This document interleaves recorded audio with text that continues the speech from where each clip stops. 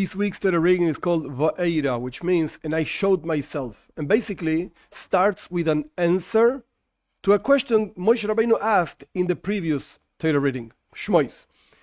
Moshe Rabbeinu was sent as an emissary to take out the children of Israel from Egypt.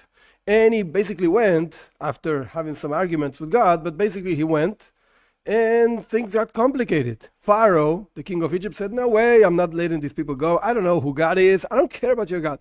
So basically, Moshe Rabbeinu came back to God and said, in Hebrew, why were you bad with these people? From the moment I went, the things got actually worse, not better. You told me about salvation and redemption and so on. Nothing of this happened. The other way around. So what's going on? Why were you bad with these people? And God, basically, at the beginning of this Torah reading, answers. I showed myself to Avram, Yitzchak, and Yaakov, the forefathers, with a specific name of mine, but I did not show my real self to them. I did not keep my promise to them of giving them the land of Israel, Canaan, Israel, whatever. And go tell the Jewish people, I'm God. I'll reveal myself, and you will see how I take you out of Egypt. Now, we have to try to understand over here. Our sages say that God was basically not so happy about Moshe Rabbeinu, who's asking questions over here, and I have to give you answers. Our forefathers, that's what it's actually alluding to in this answer, our forefathers did not ask any questions. They just did what they had to do. And they didn't have an easy life. In particular, Yaakov did not have an easy life. And still, they did what they had to do. And you, as soon as you find a problem, you start asking questions, you have a problem, and then blah, blah, blah. So what's going on over here with Moshe?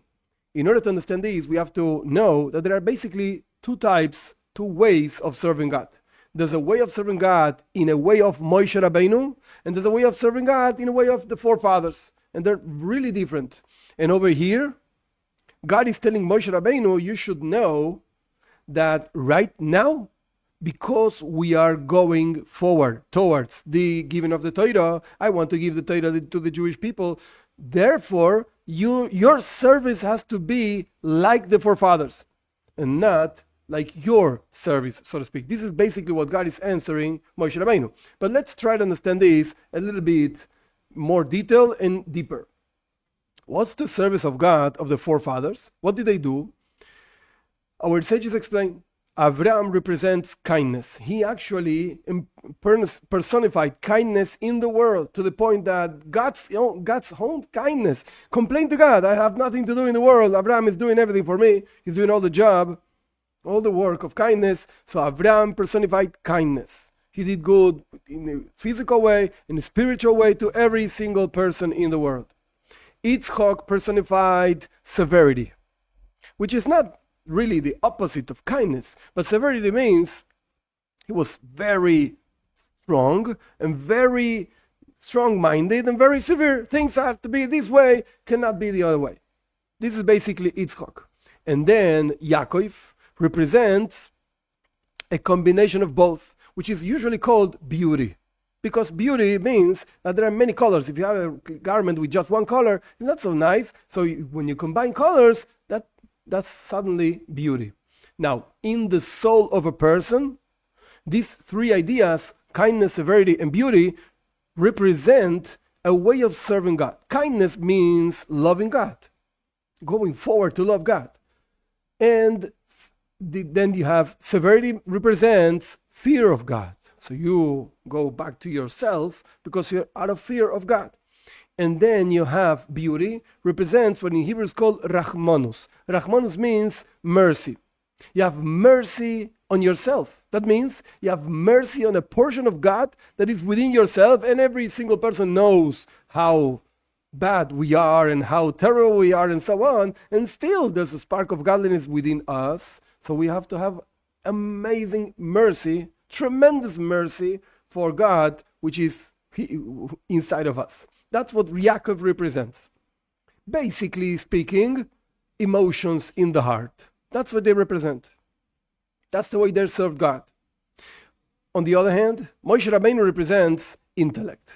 He said about himself, what am I? What are we? Aaron, my brother and me, what are we? Like ma represents a what. That's the translation of the word. And basically, the intellect asks, what? Intellect wants to know, wants to understand.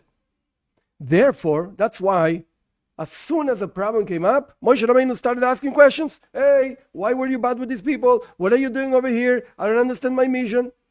That was his way of serving God, understanding. Interestingly, to point out that when the children of Israel received the Torah in Mount Sinai, right before the receiving of the Torah, they said, Na'aseh v'nishma, we will do and then we will understand. That means that there's a virtue in the service of God, not necessarily understanding, but doing what you have to do. And emotions, the heart, is so close to the action that actually you go and do what you have to do, because you feel a drive towards that thing to do what you have to do, or not do what you know you don't have to do, and so on. So emotions are closer, so to speak, to action, to reality in this world. Moshe Rabbeinu is like Seichel, intellect. Intellect is more like, I'm close within myself. I want to understand this. I don't care about the world. I just want to learn this and understand it. And anything could be happening around you. You don't really care. You are within yourself. That's the characteristic of intellect. Characteristic of emotion is to go out of yourself and just do what you have to share and talk and be with others.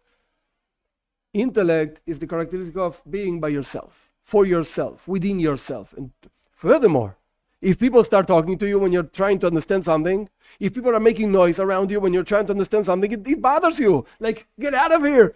I want to be alone. I just want to understand this. That's intellect. And that was Moshe Rabbeinu.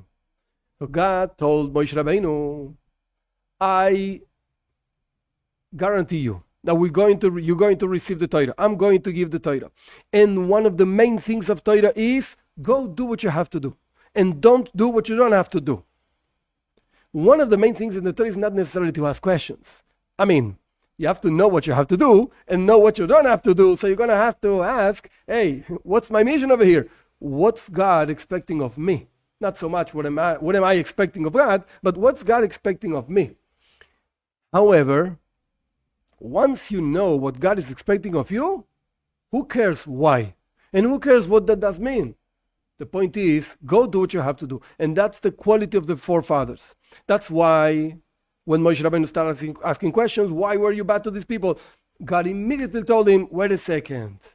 I showed myself to the forefathers with a specific name that represents restrictions and concealment of the presence of God, and still they didn't ask any questions. And I showed myself my true myself, a specific name of God, ineffable name with a Yud, a Hey, and a Vav, and a Hey, 4 letters for the name. It's a very special thing that represents in Hebrew, Haya, Hoy, Ve'eh, was, is, and will be, everything together. In other words, what God was saying, Moshe Rabbeinu, is, I understand you perfectly. I know your thing is to ask questions. But you know what?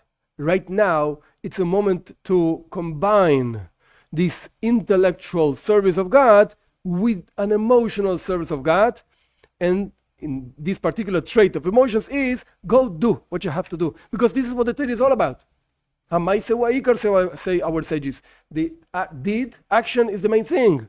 So you have to go and do. And that's what the fathers did. So you know what? You also. Let's combine over here. Come down, said God to Moshe Rabbeinu, from your place of intellect and over there, separated from the world. Everybody else bothers me, like we said before.